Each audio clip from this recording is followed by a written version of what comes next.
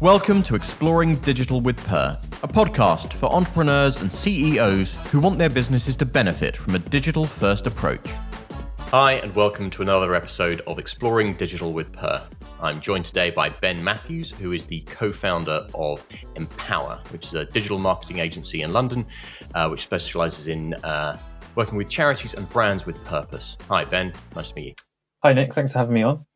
Pleasure. Do you want to kick us off by giving everyone a little background on who you are and how you came to co-found this business? Sure. So Empower started 7 years ago now. Started with my co-founder, who's also my wife. And we started off by freelancing, specializing in charities and for-purpose brands. And basically, we've grown year on year ever since then. We're now up to a team of 12, hiring 3 more. So we'll be 15 very soon. And one other thing to note is we've been remote first since the beginning. So typical startup where we're on our kitchen table at first, but have kept that going throughout, have never had offices. And that's quite interesting in the context of COVID as well, but we can talk more about that. Absolutely, yeah. I think you're possibly the first startup or the agency founder we've had on this that's working with their partner. Do you think that brings any particular challenges to it, or is it other than being able to share the kitchen table for work and dinner afterwards? Are there any particular benefits do you think that have made it really special? Yeah, I think the reason we're married is because our values are aligned and the way we think about the world is aligned. So I'd like to think it's because you love each other, but there you go. There's something like that there in the sure as well. But yeah, no, we're good friends and good partners and good colleagues as well. And so it's been quite straightforward, actually. A lot of people ask us that, but yeah, we've managed to make it work. I guess downsides are it's harder to leave work at work, especially actually as a remote agency as well. So, I have my laptop here in our spare room, and my wife and partner, I talk about the business all the time. So it's a little hard to switch off. But that's been helped by having kids as well. So overall, I'd say definitely there's a lot more benefits than negatives when it comes to running an agency with your partner. Absolutely. And what about how did you end up with this vision specifically and the values you mentioned of working with charities and brands with a purpose? How did that decision all come about, or was that just an extension of what you've been doing as freelancers? Yeah, I think it's an extension of what we've been doing as freelancers. So we both started off in technology PR. So very much at the height of things like BlackBerry and when O2 were kind of coming onto the scene.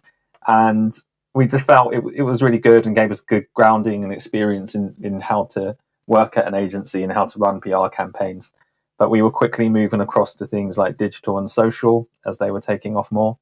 And just our personal values being aligned with helping charities rather than sell product. And so over time as a freelancers, we just moved across more to working on charity clients. So Jazz, my partner, started working with the UN Refugee Agency. That was one of her first big charitable clients.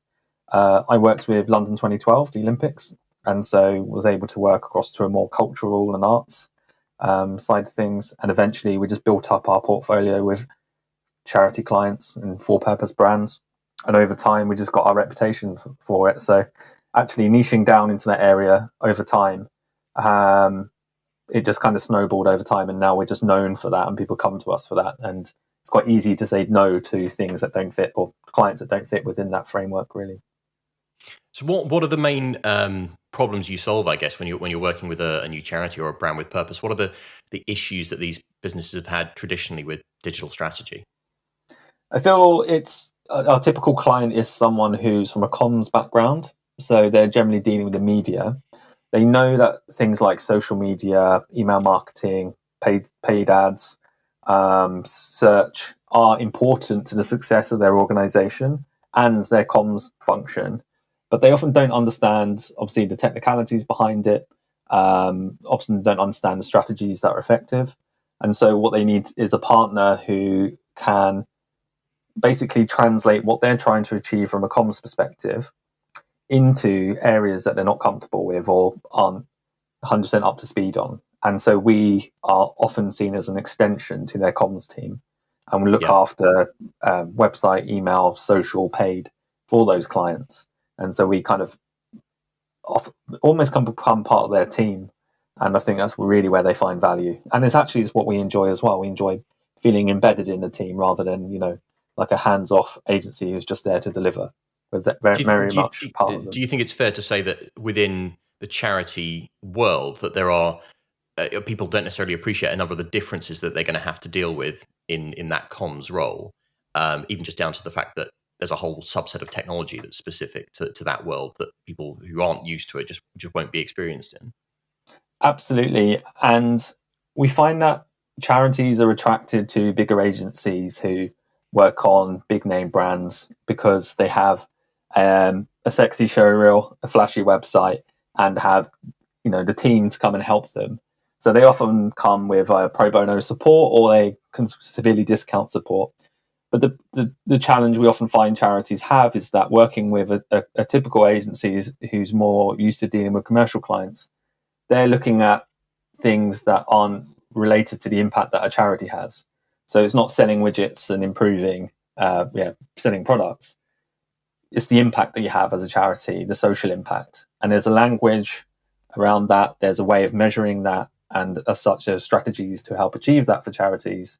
Technology being one part of them, as you said. But ultimately, there's just a different way of thinking, a different way of behaving. And often, yes, you get charities sometimes get a slick advert or a slick campaign, but does it actually help them to achieve the social impact they're looking for? Generally not. And that's why, even though budgets are typically smaller, when you're working with a charity, the actual impact you can achieve is obviously really good as well. And I think that's some of the common challenges or some of the common differences we find.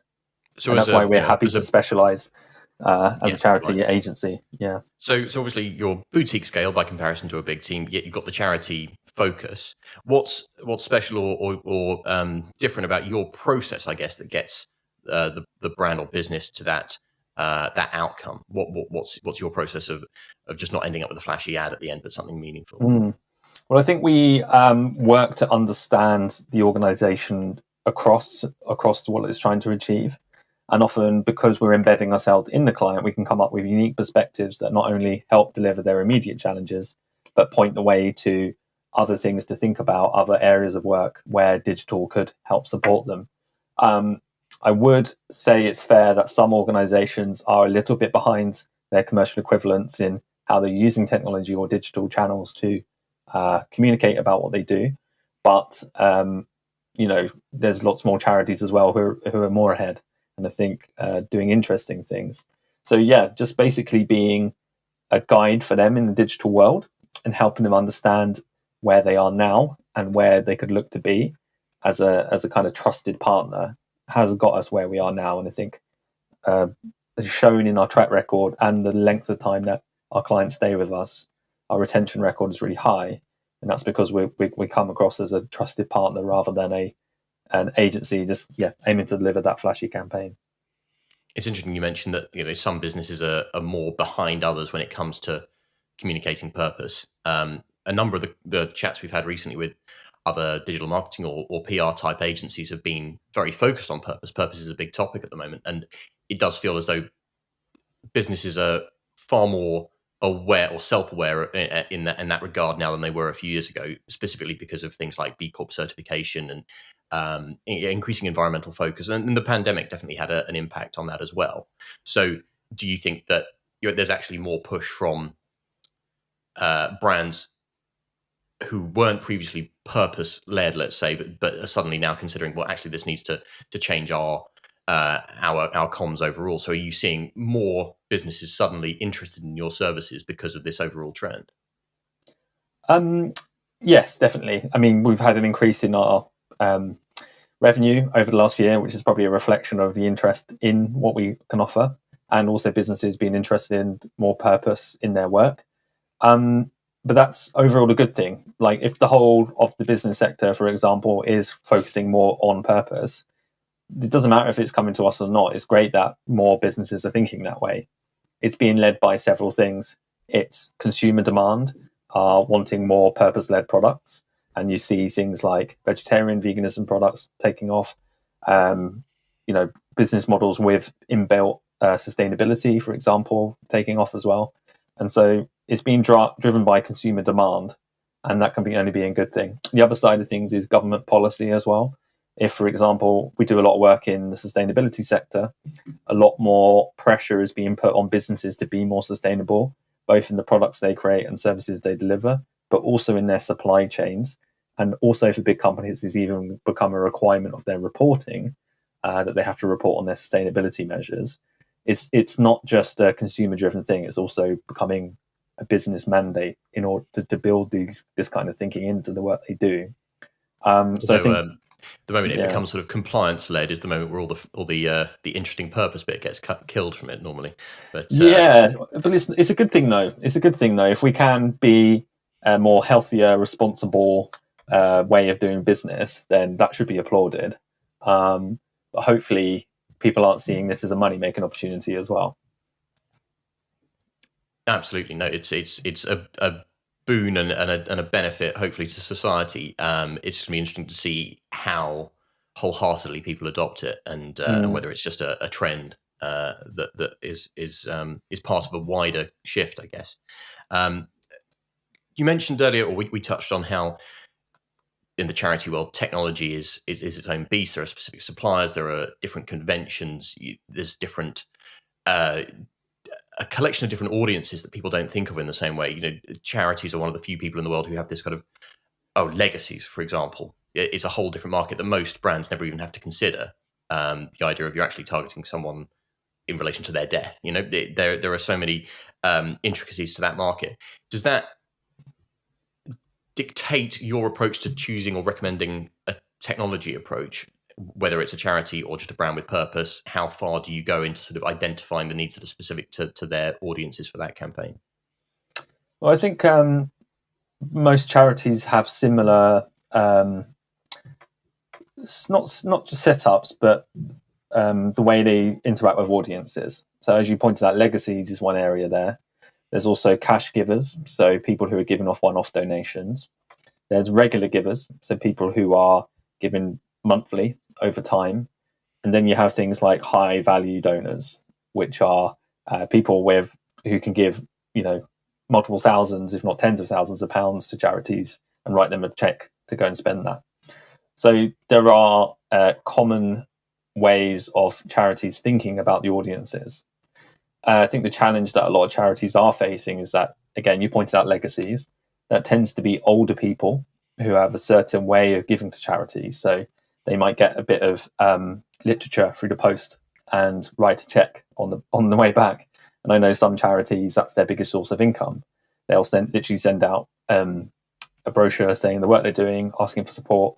They'll include literally a prepaid envelope with almost like step-by-step instructions about what to write and how big to donate, and that goes back and that fills their bank accounts, and that's good.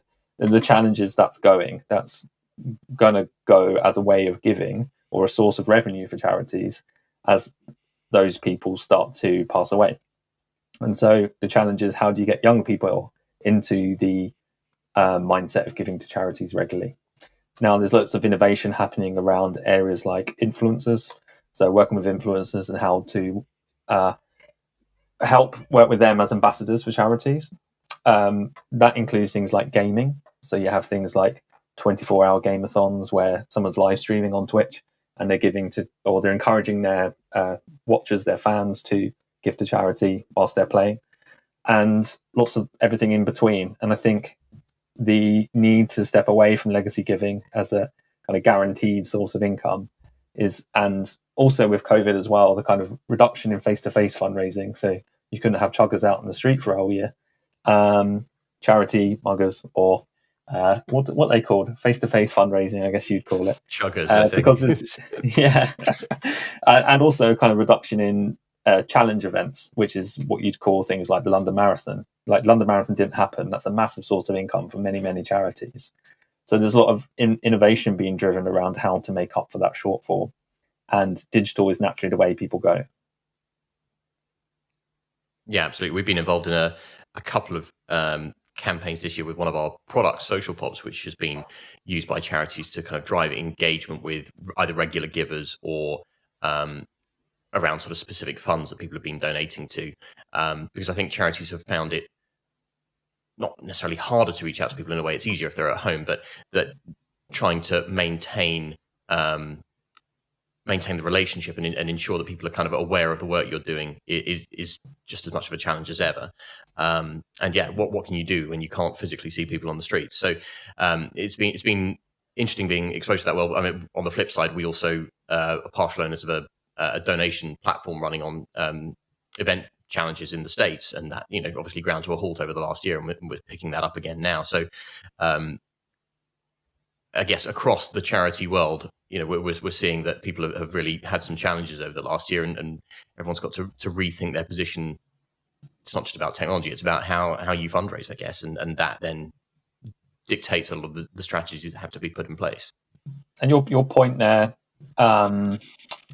is picking up on relationships with people, and I think that's been one good thing about COVID is that the more human side of business and everyday life, I think, has come through.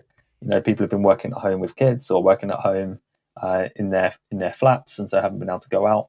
I think also people have been at risk of burnout or mental health challenges, and I think there's been a massive recognition of that compared to where we were before the pandemic hit. And again, I'm hoping that continues. I'm hoping that we focus on the human side of things, remember that people are people, remembering that people can't be on Zoom calls from beginning to end every day, remembering that people need to actually switch their laptop off and have personal lives and personal issues as well. So I'm hoping that more human side of business is carried on as things return to such a cliche, but the new normal, as it were. So are you seeing any change in the way people used to sort of not say no to things, but the limitations in which a charity or brand would say, no, that's not right for us. That doesn't work for this audience. Are people starting to think a bit more creatively or reevaluate approaches? I think you have to, because if many charities are saying similar things and reaching the same audiences, and if brands are coming and start to say the same thing, like climate change, for example, lots of people are saying similar things. I think it gets harder to stand out and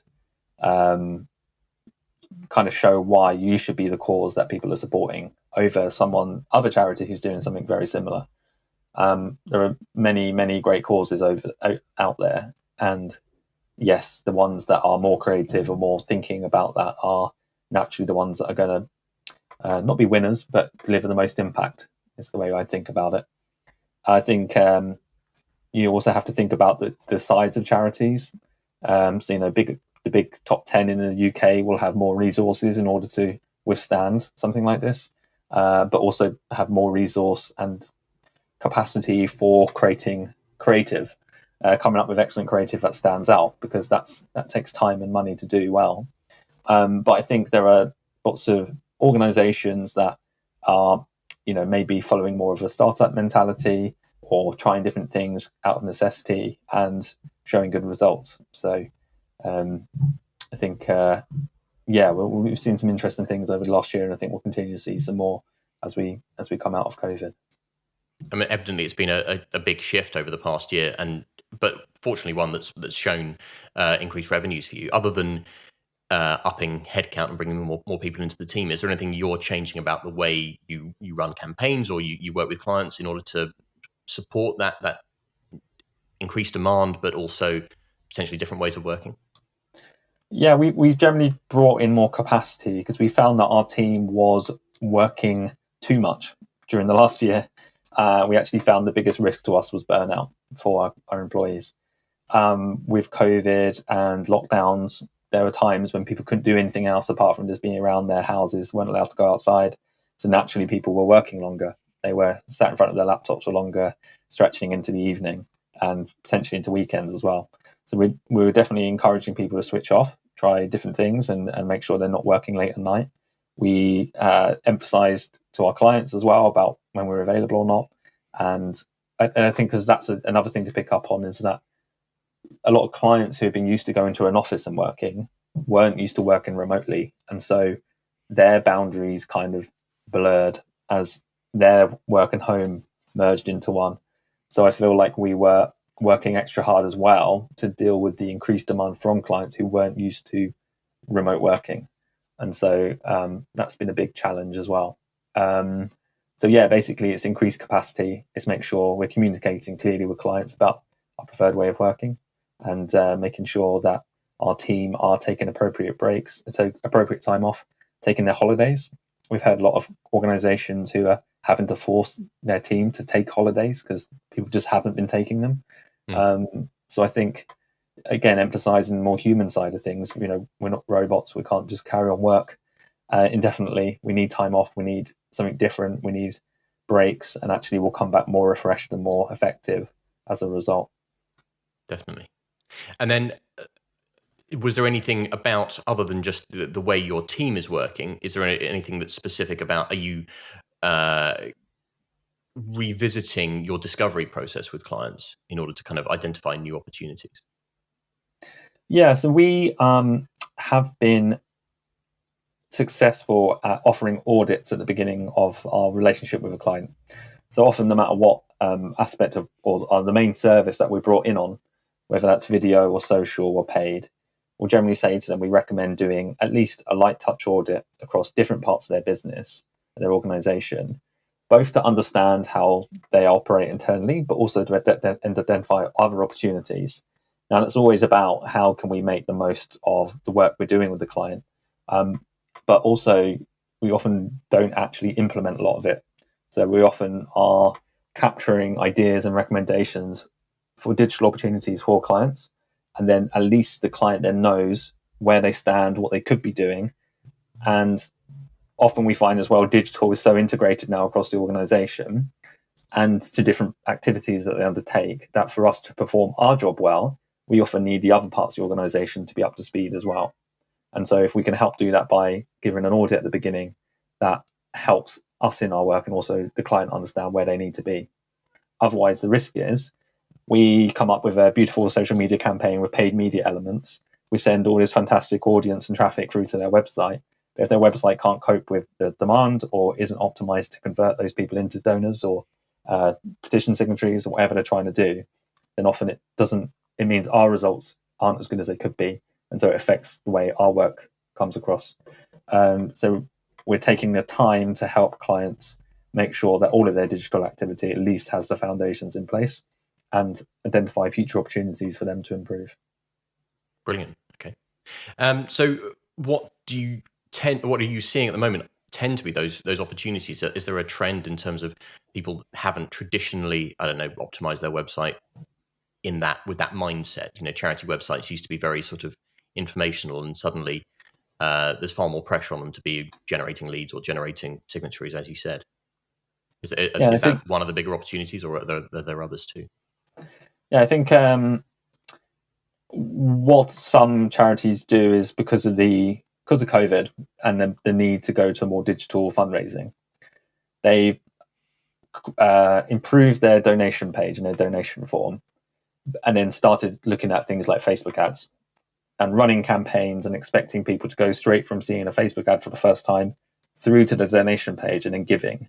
It doesn't quite work like that. You can't just go from 0 to 60 and expect people to give to you. So I think people are starting to learn that in order to do that, they need to build up campaigns that aren't just about conversion and getting people to donate. It has to be around relationship building, as you touched on earlier. It has to be about brand recognition, being made aware of who you are and the work you do. So there's a whole kind of suite of content that needs to be created in order to start engaging with audiences, so that when the time comes to make a donation ask, they are ready, they know who you are, they know what the need is, and are much more ready to support you. The other side of it is that charities who are a bit more advanced and have that in place are looking at other ways of generating income. For example, subscription boxes have become really popular. A few charities launch subscription services. I think they've done quite well, which is why other charities have latched onto the idea and set up their own subscription services. These are things like boxes that come through the post on a monthly basis with activity packs, whether that's to do with mental health or children's activities or whatever kind of related aspect to your cause. One other thing that's happened is obviously, as I touched on earlier, with challenge events like the London Marathon, because that couldn't happen, there's been a move to more virtual events where people have been fundraising for charities through challenges that they do in their own time. So rather than raising £1,000 through running the London Marathon. You raise £1,000 through running the London Marathon, but across 2 months in your own back garden. A bit like the Major Tom kind of thing, where people aren't coming together to do activities. They're doing activities or fundraising in their own time, but coming together online to talk about it and support each other. So it's been quite interesting in the kind of rise of virtual fundraising and virtual challenges. Really cool. Okay. So adopting those, new practices, implementing these new opportunities, that's going to be part of your strategy for clients for the year. Other than increasing headcount to deliver that, have you got any particular business goals that you're trying to achieve over the next 12-month period? Is there something that makes 2021 a really successful year for you guys? Yeah, we're because we're a team of 12, so you've gone up to 15. One thing we're kind of introducing is, I guess, more capacity per head. At the moment, we've been operating at quite high billing rate, basically. So our capacity to actually have room for taking time out or when new projects come in is quite limited. And so we're just trying to add capacity, really. And so the idea is not to carry on as we are and have everyone be near capacity at all times. It's to try and get closer to something like 80% billing capacity, to give people 20% time to either have flex in what they do, in order to do training, in order to do more personal development. And again, we feel that we're going to get better results if people are not feeling like they're working at 100% all the time. It's also because we have got a lot of clients in the climate change sector. There are a lot of events that happen at the same time. So, for example, just yesterday, there was a big summit in the US, and something like 6 or 7 of our clients were involved in that summit and had their own launches and own announcements happening. That means that our agency suddenly becomes very, very busy in one area and everything gets drawn into that. And often people are working across multiple accounts because they're climate change specialists.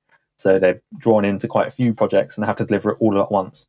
If their capacity is very high anyway, it's going to be very hard for them or very stressful to deliver all at once.